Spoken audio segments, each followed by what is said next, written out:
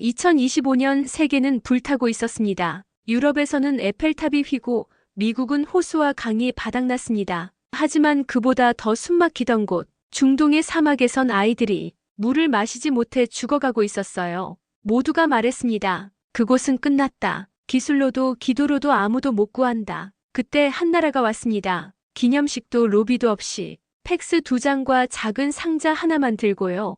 그리고 그날 아이는 처음으로 맑은 물을 마셨습니다. 마을은 울었고 사막은 살아났습니다. 여러분, 감동 내국자입니다. 믿기 힘든 이야기지만 모두 실화입니다. 오늘도 가슴을 울리는 이야기로 여러분 곁에 서겠습니다. 좋아요와 구독은 이 감동이 더 많은 사람에게 전해질 수 있게 도와주는 힘이에요. 지금 함께 해주세요. 저는 애리조나 남부에 사는 수문학자 마이클입니다. 올해로 58이고 물을 찾아 사막을 다닌 지도 30해가 넘었어요. 하지만 그날 요르단과 사우디 사이에 위치한 아르카시라 마을에 도착했을 때 저는 진심으로 무너졌습니다. 물이 없었습니다. 한 방울도요. 여름이 되면 이곳의 기온은 50도를 넘깁니다. 땅은 갈라졌고 소금기가 묻은 흙은 생명의 흔적을 모두 밀어냈어요. 저는 어릴 적 아버지와 함께 콜로라도강 수계를 공부했는데 그때 들었던 사막은 끝없이 목마르다는 말이 이제야 가슴에 사무쳤습니다. 마을 사람들은 웅덩이에 고인 흙탕물을 떠다 마시고 있었어요. 몇몇 아이들은 탈수 증세로 눈동자가 말라붙은 채 축 늘어져 있었고 어떤 이는 한 달에 3명씩 죽어간다고 말했습니다. 그 중에서도 가장 눈에 띄는 아이가 있었습니다. 마리암이라는 10살 소녀였어요. 작년 여름 이 아이는 5살 난 동생 아흐메드를 잃었습니다. 아흐메드가 오염된 웅덩이 물을 마시고 사흘 만에 세상을 떠난 거죠. 그 이후 마리암은 물을 무서워하게 됐어요. 목이 말라도 입술이 갈라져도 물컵을 입에 대지 못하는 아이가 되었습니다. 물은 동생을 데려갔어요. 마리암이 저에게 한 말이었습니다. 그 말을 듣는 순간 저는 이 마을의 절망이 얼마나 깊은지 알았어요.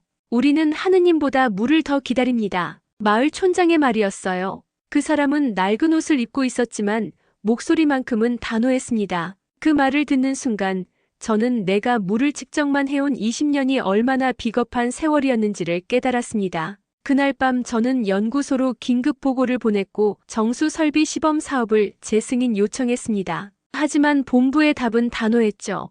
그곳은 실패한 지역입니다. 미국, 독일, 심지어 프랑스까지 시도했지만 전부 실패했습니다. 지질 구조상 해결 불가 판정. 거기는 그냥 포기된 땅입니다. 그때였습니다. 마리암이 쓰러진 건 한국 기술자가 오기 이틀 전이었어요. 40도가 넘는 열이 사흘째 계속됐고 탈수 증세는 더 심해졌습니다. 마을 의사는 고개를 저으며 말했어요. 더 이상은 깨끗한 물 없이는 안 됩니다. 이 아이는 오염된 물조차 거부하고 있어요. 그 말을 들은 순간 마을 전체가 마리암을 위해 기도했습니다. 그리고 저도 처음으로 무릎을 꿇었어요. 포기. 그 단어가 이 땅에 얼마나 많이 뿌려졌는지 저는 그때 알았습니다. 도와준다는 이름으로 찾아와 측정만 하고 사진만 찍고 돌아갔던 수많은 국가들. 이 마을 사람들에게는 과학자라는 존재가 희망이 아니라 모욕이었습니다. 당신들도 곧 떠나겠죠? 다 떠났어요. 우리만 여기에 남았고 물은 안 옵니다. 그 말을 들은 밤 저는 텐트 안에서 물을 마시지 못하는 마리암을 떠올렸습니다. 동생을 잃고 물을 두려워하게 된 그 아이가 이제는 생명마저 위험한 상황에 놓여 있었죠. 그 순간 저는 무릎을 꿇었습니다. 내가 할 수 있는 일이 너무 작고 초라하게 느껴졌거든요. 하지만 그대로 주저앉을 수는 없었습니다. 다음날 새벽 저는 이곳에서 마지막 희망이라 불리던 한국 기술팀에게 연락을 시도했습니다. 누군가 말했었죠. 그 나라는 포기한 걸 다시 일으키는 데에 능한 나라라고. 하지만 연락을 받는 쪽은 단 2명의 엔지니어가 전부였습니다. 팩스 한 장, 시제품 하나, 아무 로비도 프레젠테이션도 없었습니다. 하지만 그들은 말했습니다. 현장에 바로 가겠습니다. 준비만 해주세요. 저는 그 말을 믿지 않았습니다. 그런데 3일 뒤 저는 그들을 마을 어귀에서 보게 되었습니다. 먼지 바람 속에서도 뚜렷한 2사람, 그리고 작은 검은 상자 하나. 바로 그날 아르카시라의 운명이 바뀌기 시작했습니다. 그날 새벽 저는 흙먼지가 일렁이는 마을 어귀에서 그들을 처음 보았습니다. 말도 안 되는 일이 벌어졌다는 걸 첫눈에 알아차렸죠. 2사람, 한국에서 왔다는 기술자들은 배낭 하나에 들고 온 작은 상자를 가리키며 말했습니다. 정수 시스템입니다. 사흘 안에 물을 드릴게요. 저는 웃음도 화도 나오지 않았습니다. 지금껏 이곳엔 수십 명의 전문가가 다녀갔습니다. 미국, 프랑스, 독일, 심지어 중동 자금까지 흘러들었지만 그 누구도 물을 만든 적은 없었습니다. 그리고 지금 로비도 없이 팩스 한 장 보내고 조용히 나타난 두 기술자라니요. 그런데 이상했습니다. 그들은 현장에 도착하자마자 말을 멈추고 움직이기 시작했어요. 여기 땅이 살아있네요. 모래지만 물은 아직 버텼습니다. 하늘색 작업복을 입은 이진우라는 청년이 땅에 무릎을 꿇으며 중얼였습니다. 이진우는 말했습니다. 이 기술은 사실 실패해서 태어났어요. 서울에서 3년간 연구했지만 번번이 막혔죠. 전기가 필요한 시스템은 사막에서 무용지물이었거든요. 그러다 어느 날 할머니가 솥에서 물을 끓이는 걸 보고 중력과 열만으로도 정화가 가능하겠구나 깨달았어요. 김하경 이어서 설명했습니다. 처음엔 연구소에서 비웃었어요. 그런 원시적인 방법으로 정수가 되겠냐고요. 하지만 우리는 포기하지 않았습니다. 사람이 사는 곳이라면 반드시 방법이 있을 거라고 믿었거든요. 그의 손은 메마른 흙을 만지더니 작은 돌기와 염분의 층을 구분하고 이 정도면 우리 방식으로 정수가 가능합니다. 라고 말했죠. 그 말투엔 오만도 과장도 없었습니다. 그저 확신이 있었고 저는 그 확신이 오히려 더 낯설었어요. 그들은 그날 오후부터 설치에 들어갔습니다. 전기 없이 작동하는 중력형 모듈, 표면 장력을 이용한 무동력 미세 필터, 심지어 세균 번식을 억제하는 적외선 기반자가 살균 구조까지. 장비는 작았지만 정교했고 속도는 믿을 수 없을 만큼 빨랐습니다. 이틀 만에 시스템이 완성됐죠. 마을 어귀에 작은 스테인리스 파이프 하나가 세워졌고 그 위에 커다란 검은색 원통이 조립됐습니다. 주민들은 그걸 보며 고개를 갸웃했습니다. 여기서 물이 나온다고요? 정확히 이틀째 오후 3시 기술자들이 시스템을 가동했습니다. 우물처럼 생긴 필터 탱크에 고인 흙탕물을 부었고 3분 뒤 기적처럼 투명한 물이 작은 관을 타고 흘러나오기 시작했습니다. 첫 번째로 물을 받은 건 며칠 전 탈수로 응급 상황까지 갔던 10살 소녀 마리암이었습니다. 동생을 잃고 물을 두려워하던 그 아이가 작은 손으로 컵을 들고 서 있던 장면이 지금도 잊히지 않아요. 마리암은 처음에 뒤로 물러섰습니다. 물이 나오는 걸 믿지 못해서가 아니라 물 자체가 무서웠거든요. 하지만 이진우가 무릎을 꿇고 말했어요. 이 물은 아흐메드가 보내준 선물이야. 내 동생이 하늘에서 깨끗한 물을 보내준 거야. 그제야 마리암이 조심스럽게 컵을 받았습니다. 작은 손으로 컵을 만지작거리다가 한 모금 마시고 나서야 울기 시작했어요. 그리고 웃었습니다. 그날 마을 전체가 울었습니다. 저도 그랬습니다. 20년 넘게 물을 따라다녔지만 그 한 컵이 가장 값진 물이었어요. 그날 저녁 저는 한국 기술자들에게 물었습니다. 당신들은 왜 이런 일을 하러 왔습니까? 수익도 보도도 광고도 없이. 그리고 어떻게 이런 기술을 만들 생각을 했나요?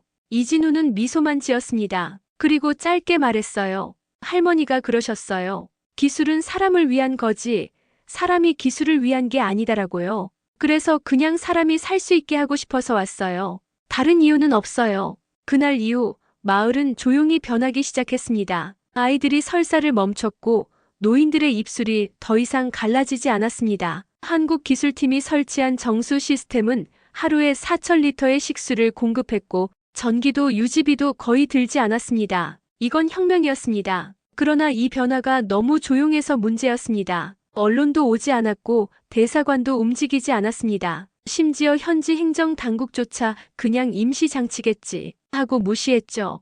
그러던 어느 날 오후 흰 정장을 입은 서구 기술자 무리가 마을에 들어섰습니다. 파란 눈, 짙은 향수 냄새, 그리고 지나치게 비싼 장비들이 줄줄이 트럭에서 내려졌습니다. 그들은 독일 본사의 고위 엔지니어들이라 했고 이 마을의 물 문제를 해결하기 위한 유럽연합 프로젝트 일환이라고 소개했습니다. 여긴 우리가 맡기로 돼 있었습니다. 이 정수 시스템은 승인되지 않은 장비입니다. 그들의 대표는 저에게 그렇게 말했습니다. 말투는 정중했지만 눈빛은 아니었죠. 한국 실험 장비를 실제 마을에 설치한 건 무책임입니다. 이 지역의 수질 특성은 매우 복잡하고 단순한 필터링만으로 해결될 문제가 아닙니다. 저는 반박하고 싶었지만 그들에겐 지원금과 외교 백업, 그리고 두꺼운 보고서가 있었고, 이진우에게는 그저 펜과 작은 노트 하나가 있을 뿐이었죠. 그날 밤 마을 회관에서는 기술자 간의 비공식 회의가 열렸습니다. 그 자리에 이진우도 있었고 독일팀도 있었죠.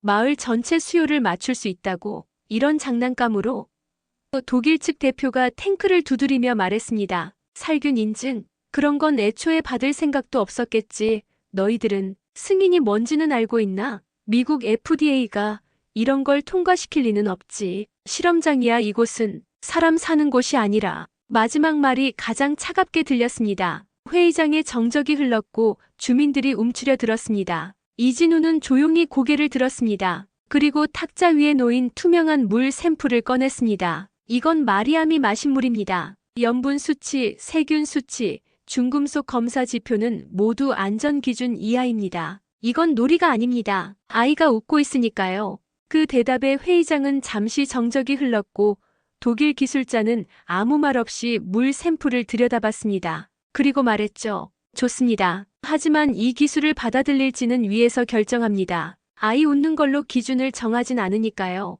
다음 날 새벽 마을에는 긴장감이 돌았습니다. 검은 트럭 3대가 철거 장비와 함께 도착했거든요. 공식 명령서에는 이렇게 적혀 있었습니다. 비승인 정수 설비 즉시 철거, 안전성 미확인으로 인한 주민 보호 조치. 마리암은 정수 탱크 앞에 작은 몸을 던지며 외쳤습니다. 안 돼요. 이건 우리 물이에요. 아흐메드가 보내준 물이라고요. 그 모습을 본 이진우는 무릎을 꿇고 마리암의 어깨에 손을 올렸습니다. 괜찮아. 우리가 뭔가 방법을 찾을게. 하지만 철거반은 이미 장비를 꺼내고 있었고 독일 기술자는 팔짱을 끼고 그 모습을 지켜보고 있었습니다. 바로 그때 마을 촌장 아민이 일어났습니다. 그날 회의가 끝난 후 이진우는 아무 말 없이 작업장으로 돌아가 필터를 손질했습니다. 저는 조용히 옆에 앉았습니다. 혹시 실험처럼 끝나면 어쩌시려고요? 그는 고개를 들지도 않고 말했습니다. 그래도 누군가는 해봤다는 기록은 남기고 싶어요.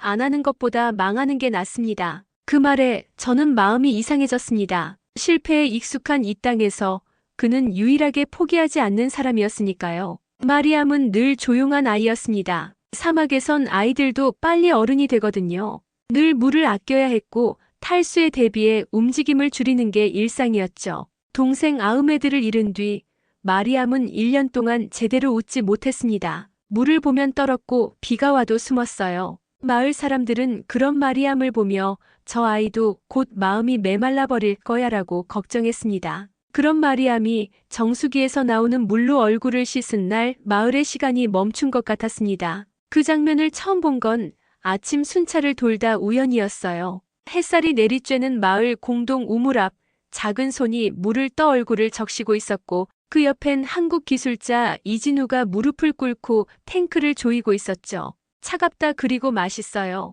마리암의 입에서 처음으로 나온 온전한 문장이었어요. 1년 동안 단어 몇 개로만 대화하던 아이가 처음으로 긴 말을 한 거였습니다. 철거 명령이 내려진 그날에도 마리암은 매일 아침 정수기 앞에 나왔습니다. 독일 기술자들이 장비를 점검하고 있어도 공무원들이 서류를 들고 와도 마리암은 변하지 않았어요. 이 물은 아흐메드가 보내준 거예요. 누구도 가져갈 수 없어요. 그 말을 들은 독일 기술자 중 한 명이 무릎을 꿇고 마리암에게 말했습니다. 얘야, 우리가 더 좋은 물을 만들어줄게. 더 크고 더 안전한 기계로 말이야. 하지만 마리암은 고개를 저었습니다. 아저씨들 기계는 시끄러워요. 아흐메드가 무서워할 거예요. 이 기계는 조용해서 동생이 좋아해요. 그날 오후 마리암의 어머니가 마을 회관으로 찾아왔습니다. 내 딸이 웃었어요. 10살이 되도록 한 번도 그렇게 웃은 적이 없었습니다. 그리고 처음으로 동생 이야기를 하기 시작했어요. 그녀는 손에 작은 빵 한 조각을 들고 있었어요. 그건 마을의 전통빵으로 귀한 손님에게만 내어주는 음식이었습니다. 이진우는 그것을 받아들며 아무 말 없이 고개만 숙였습니다. 그리고 그 빵을 조용히 반으로 쪼개 자신이 함께 온 동료 김하경에게 나눠주었습니다. 김하경은 수처리 데이터 분석을 맡은 기술자였고 이진우처럼 말수가 적었지만 작업 하나하나는 꼼꼼했습니다. 우리가 받았네요. 사막의 감사장을요. 그녀가 그렇게 속삭이자 이진우는 조용히 웃으며 말했습니다. 물보다 먼저 바뀌는 게 있네요. 사람 마음이요. 그날 이후 마을의 분위기는 달라졌습니다. 아이들이 매일 정수기 앞에서 줄을 서기 시작했고 어른들도 물을 손에 적셔보며 그 투명함을 확인했습니다. 하지만 이 변화가 외부에는 불편한 신호였습니다. 며칠 뒤 사우디 수도에서 온 고위 관계자가 마을에 들이닥쳤습니다. 그는 유럽 장비를 다시 설치해야 한다고 주장하며 정식 승인 절차 없는 장비는 모두 철거 대상이라고 못 박았어요. 마을 주민들은 흩어져 있었습니다. 공무원 앞에서는 늘 그렇죠. 이진우는 묵묵히 탱크를 닫고 있었고 마리암은 구석에서 쭈그려 앉아 있었어요. 그때 마리암이 일어났습니다. 그리고 공무원 앞에 다가가 플라스틱 컵을 꺼내 들더니 정수기 물을 가득 채워 그의 손에 건넸습니다. 이거 마셔보세요. 아흐메드도 이 물 마시고 하늘 날아갔어요. 이제 무서워하지 않아요. 그 장면은 설명할 수 없는 조용한 혁명이었습니다. 관료는 당황한 듯 물컵을 받았고 조용히 한 모금 마신 뒤 고개를 숙였습니다. 차갑네요.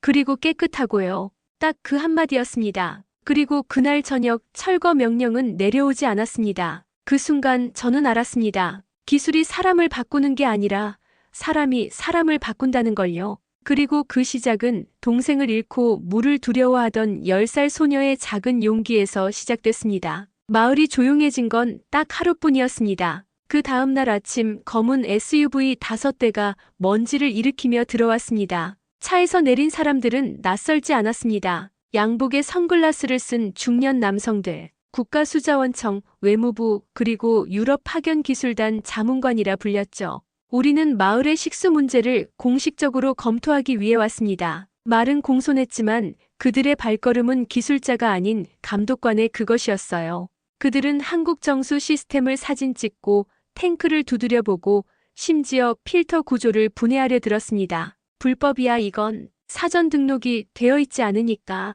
유럽 자문관이 말했습니다. 안전성을 입증하는 거라고. 아이 하나 물 마신 걸로 시스템의 지속성은 한 달 뒤에도 작동할 거라는 보장이 어디 있지? 가장 날카로운 말은 수자원청 관계자에게서 나왔습니다. 국제기술 인증을 받지 않은 불법 장비입니다. 이건 마을 주민들을 위험에 빠뜨리는 행위예요. 이진우는 아무 말도 하지 않았습니다. 그저 조용히 필터 점검을 계속했죠. 오후 2시 공식 철거 명령이 발효됐습니다. 철거반이 장비를 가져오자 마리암이 정수탱크 앞에 작은 몸을 던졌습니다. 안 돼요. 이건 우리 물이에요. 아흐메드가 보내준 물이라고요. 마리암은 울면서 탱크를 껴안았습니다. 그 모습을 본 철거반도 잠시 멈칫했어요. 유럽 자문관이 차갑게 말했습니다. 아이를 이용하는 건가? 이런 식으로. 이진우가 처음으로 목소리를 높였습니다. 아이를 이용하는 게 아닙니다. 아이가 우리를 구하고 있는 거예요. 그날 저녁 임시로 마련된 협상 테이블에 양쪽 대표가 마주 앉았습니다. 공식 문서에는 이렇게 적혀 있었죠. 아르카시라 마을에 설치된 비공인 정수 장비는 전면적인 기술 검토 이후 철거 여부를 판단한다. 즉, 철거가 기본이라는 의미였습니다. 단지 겉포장을 검토로 둘러싼 것뿐이었죠. 유럽 기술자 대표는 웃으며 말했습니다. 이해합니다. 의도는 좋았겠죠. 하지만 세상은 의도만으로 돌아가지 않잖아요. 그 말은 이 사막에도 외교가 작동하고 있다는 뜻이었습니다. 이진우는 잠시 고개를 떨구더니 낡은 노트 한 장을 꺼내 펼쳤습니다. 거기엔 지난 한 달간 정수량, 염분 농도, 박테리아 수치, 아이들 탈수 증상 완화 건수, 어른들의 급성 위장, 질환 감소 비율까지 수기로 정리된 표가 빼곡하게 적혀 있었어요. 공식 인증은 없지만 여기 사는 사람들의 건강은 바뀌었습니다. 이 숫자들이 제가 가진 전부입니다. 상대는 피식 웃었습니다. 감동적이네요. 그런데 외교는 숫자가 아니라 절차로 하는 겁니다. 그 순간 말없이 듣고 있던 마을 촌장 아민이 일어섰습니다. 절차요? 그 절차들이 10년 동안 우리에게 죽은 물을 가져다 줬습니다. 그의 눈은 젖어 있었습니다. 미국이 와서 측정만 하고 갔습니다. 독일이 와서 사진만 찍고 갔어요.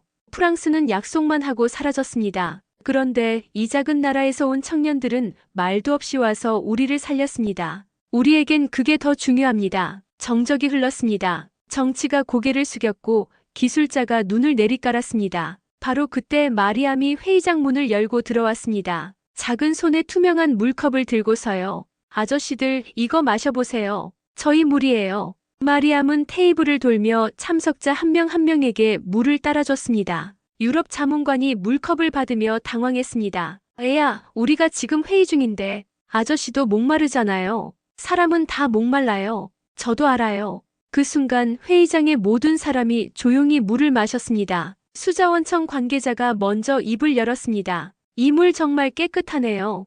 유럽 자문관이 이어 말했습니다. 맛도 좋고요. 다음날 새벽 서구 기술자들은 장비 철거 계획을 중단한다고 통보했습니다. 공식 입장은 지역 주민들의 자발적 결정 존중. 하지만 저는 알았습니다. 그들은 졌습니다. 협상이 아닌 현실과 사람들에게요. 마을에선 작은 축제가 열렸습니다. 마리암은 작은 양동이에 고인 맑은 물을 떠서 얼굴에 천천히 적셨습니다. 햇빛 아래서 반짝이는 물방울이 아이의 뺨 위에서 흘러내렸고 그 순간 그 아이는 처음으로 눈을 감고 웃었습니다. 그 웃음이 마을 전체를 조용히 적시고 지나간 꽃잎 같았습니다. 그 옆에서 정수장비를 손질하던 이진우는 처음으로 눈을 마주치며 말했습니다. 이겼다기보단 견딘 거죠. 물처럼요. 마리암의 웃음은 작았지만 그 여운은 생각보다 멀리까지 퍼져나갔습니다. 열흘 후 저는 뜻밖의 전화를 받았습니다. 발신지는 암만 주재 한국대사관.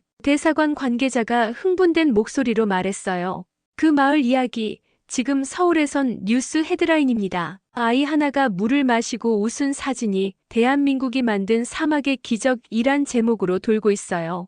정말이었습니다. 그날 오후 서울발 뉴스 화면 속에는 한국 기술자와 마리암이 함께 웃고 있는 장면이 크게 보도됐습니다. 그리고 그 기사가 두바이 일간지에 인용되고 고지어 프랑스 르몽드, 미국 PBS, 카타르 알자지라로 번져갔습니다. 처음엔 조롱이 섞인 반응도 있었죠. 한국의 신기술, 그 작은 장비로 사막을 살렸다고.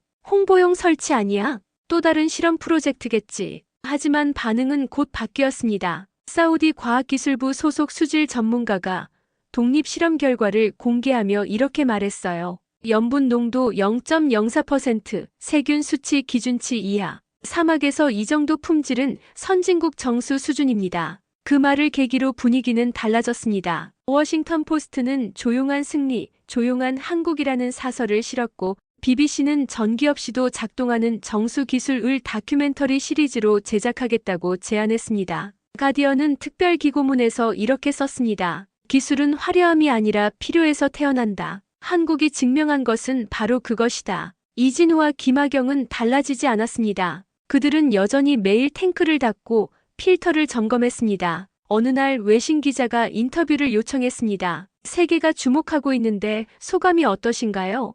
이진우는 필터를 손질하며 대답했습니다. 우린 그냥 물을 만든 것뿐이에요. 그게 뉴스가 되는 세상이 오히려 이상한 거겠죠. 하지만 외부는 들끓었습니다. 다른 마을에서도 연락이 왔습니다. 이웃 지역인 알바샤르에서 온 촌장은 울면서 말했습니다. 우리 마을엔 임신부 셋이 있는데 모두 탈수로 위험한 상태였어요. 제발 우리도 도와주세요. 쿠라이시 마을에서는 8살 소년이 직접 편지를 보냈습니다. 마리암처럼 저도 웃고 싶어요. 라비아 남부 고원지대의 의사는 이렇게 호소했습니다. 지난 석 달간 아이 5명을 잃었습니다. 모두 수인성 질병 때문이었어요. 사우디 정부는 조용히 움직이기 시작했습니다. 공식 명령 없이 사막 마을 긴급 기술 검토 TF를 꾸렸고 그 안에는 한국팀이 포함됐습니다. 환경수자원부 차관이 직접 아르카시라를 방문했습니다. 그는 마리암이 물을 마시는 모습을 보고 말했어요. 이 아이의 웃음이 우리 정책을 바꿨습니다. 그때 가장 놀라운 일이 벌어졌습니다. 카이로 유엔 사무소로부터 연락이 온 것입니다. 중동 식수 지원국 담당자는 기후 적응형 정수 기술 중 가장 현실적인 대안으로 한국의 모듈이 꼽혔다는 말을 전했습니다. 그리고 유엔 공식 기자회견에서 마리암의 사진이 등장했습니다. 작은 화면에 웃고 있는 그 아이, 흙먼지를 뒤집어 쓴 채 맑은 물을 든 사진이 인류 회복의 상징이라는 설명과 함께 소개된 것입니다. 유엔 사무총장은 성명에서 이렇게 말했습니다. 기술의 가치는 복잡함이 아니라 단순함에 있다. 한국이 보여준 것은 바로 그것이다. 그날 밤 마을 회관에서 조용한 축하 모임이 열렸습니다. 주민들은 물을 받아 서로 얼굴에 뿌려주었고 마리암은 그 속에서 뛰놀다 머리를 적시고 소리내어 웃었습니다. 한 할머니가 이진우에게 말했습니다. 당신들이 가져온 건 물이 아니라 희망이었어요. 김하경이 조용히 말했어요. 이 아이가 아마 세계를 바꿨어요. 이진우는 고개를 끄덕이며 탱크의 등을 기대 앉았습니다. 누군가는 그랬겠죠. 세상을 바꾸는 건 늘 제일 약한 사람이라고요. 그 순간 마리암이 다가와 이진우의 손을 잡았습니다. 오빠 아흐메드가 고마워해요. 이제 저도 무서워하지 않아요. 그리고 작은 목소리로 덧붙였습니다. 다른 마을 아이들도 웃게 해줄 수 있을까요? 이진우는 마리암의 머리를 쓰다듬으며 말했습니다. 그럼 우리 함께 가볼까? 그날 밤 하늘에는 별이 총총했고 마을에는 처음으로 아이들의 웃음소리가 밤늦도록 이어졌습니다. 사우디 정부의 움직임은 예고 없이 조용히 시작됐습니다. 공식 발표도 기자회견도 없었습니다. 하지만 저는 단 한 통의 공문을 통해 그 변화의 무게를 느꼈습니다. 알카시라 정수 시스템을 표준화 대상으로 지정, 추가 파일럿 설치 20개 지역 요청, 기술자 3인 이상 파견 요구, 보낸 곳은 사우디 환경수자원부. 이건 단순한 협력이 아니었습니다. 정책의 방향이 바뀌고 있다는 신호였어요. 곧이어 한국 정부의 해외기술협력단이 파견됐고 기술자 이진우와 김하경은 더 이상 자원봉사자가 아니었습니다. 이제 그들은 공식 파견 기술단의 핵심 전문가였죠. 그날 아침 저는 이진우와 함께 알카시라 외곽의 알바샤르 마을을 찾았습니다. 그곳은 마리암이 살던 마을보다 더 척박했고 아이들은 벌써 염분 중독으로 입술이 부르터 있었습니다. 여기 땅은 죽었네요. 이진우는 무릎을 꿇고 딱딱하게 굳은 흙을 만지작거리다 그렇게 말했습니다. 하지만 그는 곧 장비를 꺼냈습니다. 모래 안에서 숨은 물줄기를 찾기 위한 간이 전도도 측정기. 그가 만든 자작 장비였죠. 이상해요. 여기도 물이 있어요. 깊지만 분명히 있습니다. 사흘 뒤 알바샤르 마을에서도 정수 시스템이 작동했습니다. 첫 번째로 물을 마신 건 7살 소년 하산이었습니다. 임신한 어머니가 탈수로 위험했던 그 아이였죠. 하산이 물을 마시고 웃자 그의 어머니는 무릎을 꿇고 울었습니다. 제 아이가 살았어요. 일주일 후 쿠라이시 마을에서도 같은 기적이 일어났습니다. 편지를 보냈던 8살 소년 아흐마드가 처음으로 깨끗한 물을 마시고 말했습니다. 마리암 누나처럼 저도 웃을 수 있어요. 라비아 남부 고원지대에서는 지난 석 달간 5명이 아이를 잃었던 의사가 이진우의 손을 잡고 흐느꼈습니다. 당신들이 온 뒤로 단 한 명도 죽지 않았어요. 이게 기적이 아니면 뭐겠어요? 언론은 이제 그 기술을 마리암 시스템이라 불렀습니다. 한국 기술자들은 처음엔 당황했지만 곧 그 이름을 받아들였습니다. 김하경이 말했어요. 기술에 사람 이름이 붙다니 처음엔 이상했는데 이제는 자랑스러워요. 이진우도 고개를 끄덕였습니다. 마리암이 첫 번째였으니까요. 그 아이가 길을 열어준 거죠. 유럽 언론들도 태도를 바꾸기 시작했어요. 실용성에 기반한 기술, 과장 없는 결과로 세계를 설득하다. 프랑스 르 피가로, 전기 없이도 물을 정화한다는 발상, 한국은 이미 행동으로 증명 중. 영국 가디언, 독일 슈피겔은 특집 기사에서 이렇게 썼습니다. 우리는 완벽한 기술을 만들려 했지만 한국은 필요한 기술을 만들었다. 하지만 가장 인상적인 반응은 사우디 내 젊은 관료들의 변화였습니다. 환경수자원부 소속의 한 과장은 회의 자리에서 이렇게 말했습니다. 수십억 리알을 들여 설치한 유럽 장비는 사막의 현실과 맞지 않았습니다. 그런데 한국 장비는 주민들과 함께 숨을 쉬고 있었습니다. 그 말이 회의록에 남았고 그날부터 사우디는 5개 주에 시범 사업을 확대했습니다. 한편 마을 촌장 아미는 기술자들에게 작고 소박한 기념비 건립을 제안했습니다. 이 물줄기 위에 작은 깃발을 세우고 싶습니다. 그 깃발엔 여기 물이 생긴 곳이라고만 새기겠습니다. 김하경은 웃으며 말했습니다. 그 문구 너무 겸손한데요. 촌장은 고개를 끄덕였습니다. 겸손한 기술이니까요. 세상을 바꾼 건 화려한 말도 군대도 돈도 아니었습니다. 그저 한 방울의 정직한 물이었을 뿐이죠. 그때 마리암이 다가왔습니다. 작은 손에 종이 한 장을 들고서요. 오빠들 이거 기념비에 같이 써주세요. 종이에는 서툰 글씨로 이렇게 적혀 있었습니다. 아흐메드도 여기 있어요. 이제 무서워하지 않아요. 고마워요, 한국 오빠들. 이진우는 그 종이를 받아들고 한참을 말없이 바라봤습니다. 이것도 기념비에 새길까요? 촌장이 웃으며 답했습니다. 당연하죠. 이게 진짜 기념비예요. 며칠 후 정수탱크 옆 작은 기념비에 깃발이 꽂혔습니다. 국기도 아니고 회사 로고도 아니었습니다. 그저 흰색 천에 파란 글씨로 이렇게 쓰여 있었죠. 여기 사람이 다시 살기 시작한 곳 아흐메드도 여기 있어요. 이제 무서워하지 않아요. 고마워요, 한국. 그 순간 저는 알았습니다. 이 기술은 사막을 적신 것이 아니라 사람을 살린 것이었습니다. 그리고 그 깃발 아래서 마리암이 다른 마을 아이들과 함께 물을 마시며 웃고 있었습니다. 하산, 아흐마드, 그리고 새로운 아이들까지 모두가 마리암처럼 웃고 있었어요. 이진우가 조용히 말했습니다. 이제 시작인 것 같아요. 김하경이 고개를 끄덕였습니다. 마리암이 씨앗이었네요.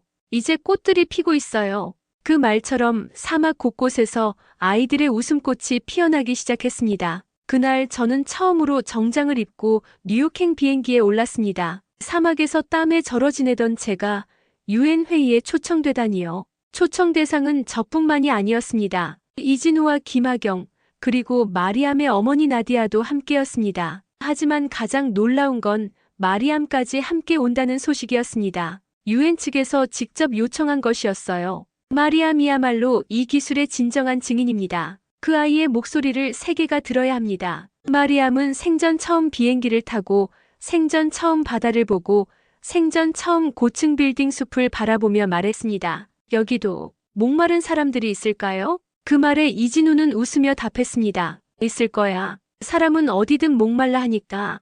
UN 환경개발총회 특별 세션. 주제는 기후재난 시대, 물의 정의가 바뀌고 있다. 이진우는 무대에 서기 전 말없이 손바닥을 가만히 바라봤습니다. 그 손으론 그동안 수천 번의 조립을 하고 수백 번의 땀을 닦았고 단 한 번도 마이크를 쥐어본 적이 없었죠. 그는 천천히 단상에 올라갔고 대형 스크린엔 알카시라의 영상이 흐르고 있었습니다. 먼지 자욱한 화면 속 한 소녀가 물을 받아 얼굴을 적시며 웃는 장면. 저 아이는 마리암입니다. 제가 그 아이에게 준 건 물이 아니라 사람답게 사는 첫 번째 조건이었습니다. 이진우의 목소리는 작았지만 회의장은 숨소리조차 멎은 듯 조용해졌습니다. 기술이란 건 한 줄의 논문이 아니라 누군가의 하루를 바꾸는 도구여야 합니다. 저희는 그 하루를 만들고 싶었습니다. 다음 발언자는 마리암이었습니다. 10살 소녀가 UN 단상에 서는 것은 역사상 처음 있는 일이었어요.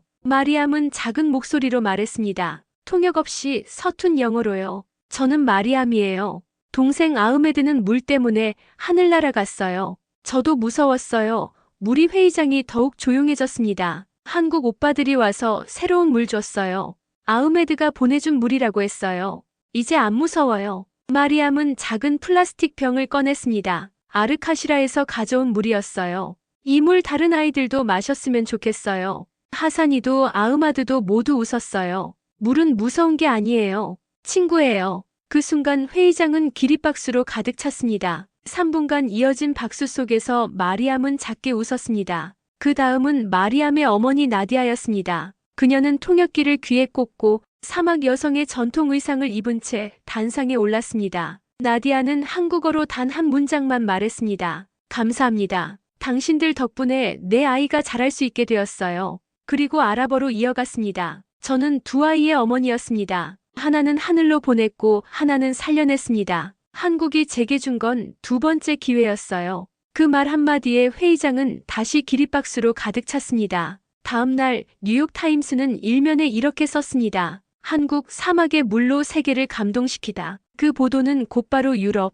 아프리카, 동남아 언론으로 확산됐고 K-정수는 단순한 기술 브랜드가 아닌 생명 회복의 상징이 되었습니다. CNN은 특집 다큐멘터리를 제작했고 BBC는 마리암의 이야기를 애니메이션으로 만들겠다고 발표했습니다. 그 무렵 아프리카 탄자니아에서 연락이 왔습니다. 현지 NGO가 사막형 필터를 도입하고 싶다고 했습니다. 몽골에서는 유목민 공동체가, 인도네시아에서는 외딴 섬 주민들이, 볼리비아에서는 고산지대 원주민들이 모두 같은 요청을 보내왔습니다. 그중 탄자니아 마을 소년 하나가 한국 기술로 만든 정수기를 보고 이게 진짜 마법이냐고 묻는 영상이 인터넷에서 열흘 만에 1천만 뷰를 넘겼습니다. 그리고 어느 여름밤 알카시라의 정수탱크 옆 기념비에 새로운 글귀가 추가됐습니다. 마리암이 직접 새긴 것이었어요.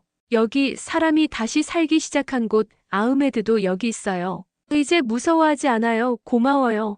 한국 그리고 이제 다른 아이들도 웃어요. 그걸 본 이진우는 말없이 미소 지었죠. 김하경은 그 옆에 파란 글씨로 조용히 한 문장을 더 새겼습니다. 이 물에는 이름이 없습니다. 하지만 사람들은 이렇게 부릅니다. 한국이라는 이름의 물. 그날 저녁 마리암이 이진우에게 물었습니다. 오빠, 저도 커서 물 만드는 사람이 될 수 있을까요? 이진우는 마리암의 머리를 쓰다듬으며 말했습니다. 넌 이미 물을 만드는 사람이야. 사람들 마음에 희망이라는 물을 만들었잖아. 마리암이 웃으며 답했습니다. 그럼 저는 희망 만드는 사람이에요? 그래, 넌 희망 기술자야. 그 말은 그곳 사람들에게도 신뢰라는 이름의 물이 되어 오늘도 누군가의 목을 적시고 있습니다. 지금 이 순간에도 알바샤르의 하산이, 쿠라이시의 아흐마드가, 라비아의 새로운 아이들이 마리암이 처음 마셔본 그 물을 똑같이 마시며 웃고 있어요. 그리고 멀리 탄자니아에서도 몽골에서도 그 물이 흐르기 시작했습니다. 한국이라는 이름의 물이 세계 곳곳에서 새로운 마리암들을 만나고 있는 것입니다. 여러분, 우리는 거대한 변화보다 단 한 사람의 목마름을 해결하려는 기술이 세상을 바꾼다는 걸 봤습니다. 한 아이의 웃음, 한 청년의 손, 그리고 한 나라의 신념이 사막을 적셨습니다. 마리암은 이제 희망 기술자가 되었고 그 희망은 전 세계로 퍼져나가고 있습니다. 지금 이 순간에도 그 물은 흐르고 있습니다. 감동내국자였습니다. 좋아요와 구독은 더 많은 기적을 향한 여러분의 한 방울입니다.